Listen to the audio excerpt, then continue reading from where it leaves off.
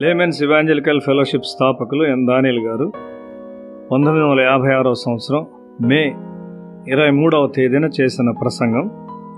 వాక్య పఠన భాగము లూకాసు వార్త 14వ అధ్యాయం 27-28 వచనాలు, అలాగే మొదటి దినవృత్తాంతములు 22వ అధ్యాయం 11 నుండి 16వ వచనం వరకు. దేవుని సేవను ప్రారంభించుటకు ముందు క్రయమును లెక్కించుటయు మరియు నీవు ఆయన్ను ఎలా సేవించాలని ఆయన కోరుచున్నాడో అదియు నీవు తెలుసుకొనవలసి ఉన్నావు. ఆ సేవ చేయుటకు నీకు విశ్వాసం ఉన్నదా అని నీవు తెలుసుకొనవలసి ఉన్నావు. అబ్రహాము దేవుని వెంబడించాడు. ప్రారంభంలో అతడు వెలను పూర్తిగా లెక్కించలేదు.